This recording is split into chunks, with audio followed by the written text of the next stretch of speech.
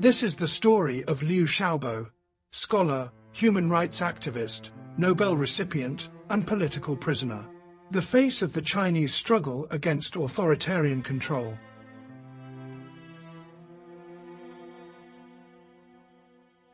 Born on December 28, 1955, in Chongchun, China, Liu Xiaobo had no inkling that he'd become one of China's greatest human rights activists. Originally a literary critic who gained fame by criticizing modern Chinese literature, Liu became involved in China's struggle against authoritarian control through the Tiananmen Square protests.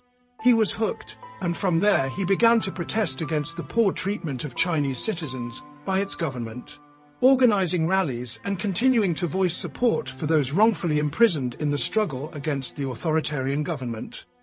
In 2008, Liu embarked on a crusade to obtain signatures for a political referendum manifesto that he helped write. This decision landed him on trial and then later in prison until he died in 2017. Whilst imprisoned, he won the 2010 Nobel Peace Prize for his non-violent protests in the struggle for human rights in China.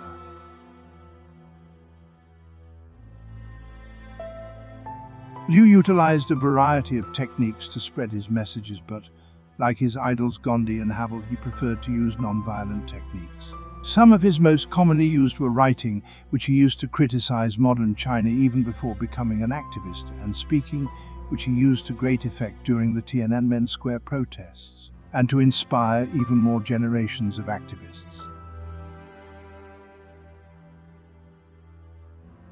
Throughout the spring of 1989, students and pro-democracy activists led a series of protests and demonstrations in Beijing to protest against the authoritarian Chinese government.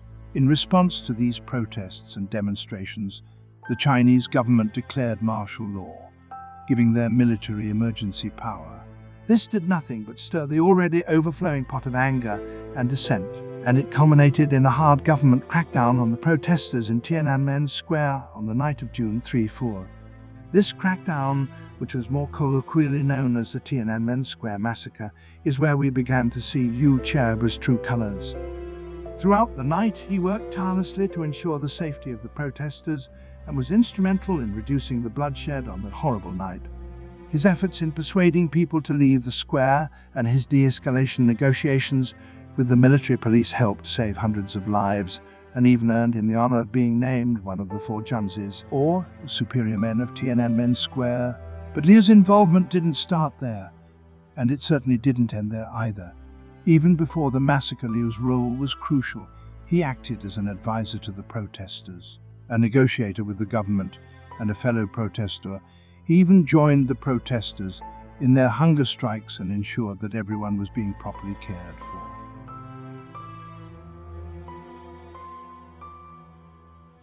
Liu Xiaobo was first arrested on June 6, 1989, and sentenced to jail for 2 years as a result of his role in the Tiananmen Square protests. Upon his release, and despite government attempts to silence him, he immediately went back to criticizing the Chinese government and calling for democratic reform. And in 1996, he was arrested again, whilst advocating for the release of those still imprisoned because of the Tiananmen Square protests. He spent the next 3 years imprisoned in a government labor camp.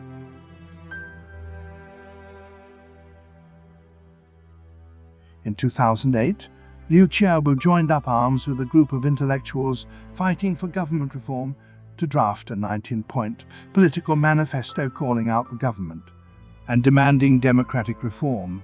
The Manifesto Charter 8, which was written and named in the style of Czechoslovakia's anti-Soviet Manifesto Charter 77, aimed to bring an end to China's one-party rule. It also aimed to force the Chinese government to stop their violation of human rights and afford every Chinese citizen the rights they deserve.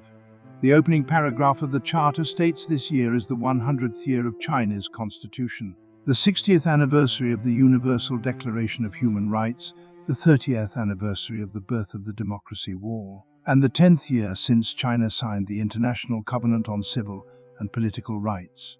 After experiencing a prolonged period of human rights disasters and a tortuous struggle and resistance, the awakening Chinese citizens are increasingly and more clearly recognizing that freedom, equality, and human rights are universal common values shared by all humankind, and that democracy, a republic, and constitutionalism constitute the basic structural framework of modern governance. A modernization bereft of these universal values and this basic political framework is a disastrous process that deprives humans of their rights, corrodes human nature, and destroys human dignity. Where will China head in the 21st century? Continue a modernization under this kind of authoritarian rule, or recognize universal values, assimilate into the mainstream civilization, and build a democratic political system? This is a major decision that cannot be avoided. Many world leaders, international organizations, international politicians, famous figures, and intellectuals all voiced their support for the authors and signatories of the Charter, as well as their condemnation of the Chinese government, who handled the situation by harassing, arresting, and isolating all of those involved.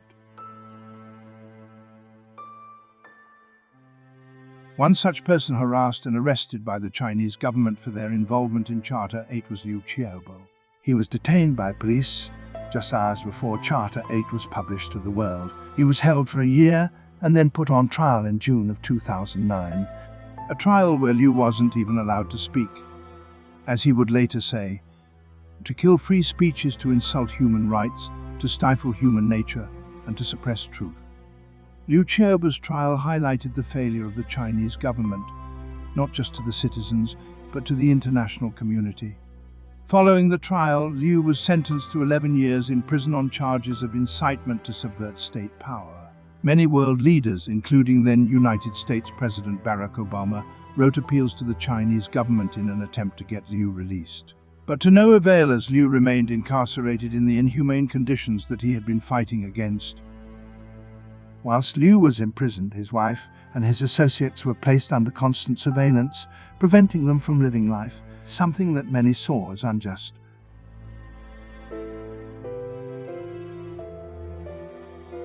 Liu was awarded the Nobel Peace Prize in 2010 for his multi-decade-long struggle for the basic human rights that were written into the Chinese constitution.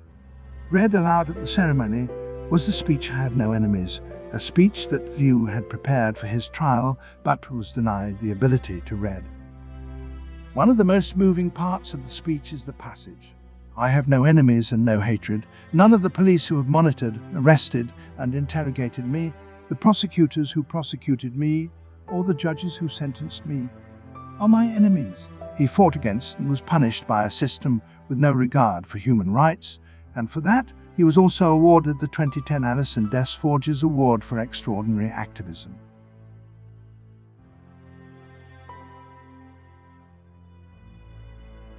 The death of Liu Xiaobo did nothing but highlight China's maltreatment of its citizens, with Liu dying from lack of medical care for a treatable illness whilst in prison. The Chinese government only recognized his illness when it was too late. Even after they began attempting to treat it, they kept him silenced and locked up.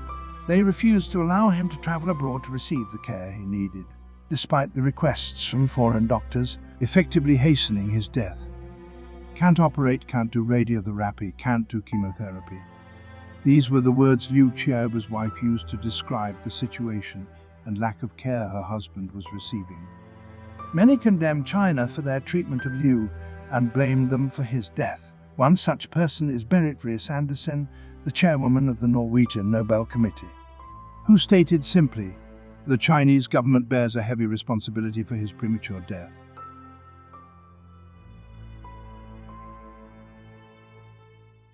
Liu Xiaobo had a profound impact on the global view of the Chinese government.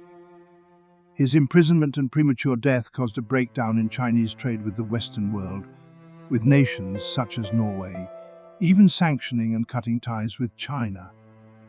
Liu brought China's blatant disregard for basic human freedoms to the forefront of the world stage, causing the already heavily criticized regime to come under more scrutiny and pressure from global powers. Liu's story also inspired hundreds of other activists, both inside and outside of China, to continue their fight against authoritarian control. However, despite all that Liu Xiaobo had done, the current state of overt Chinese control of its citizens prevents much action from happening, leaving many fighting a losing battle.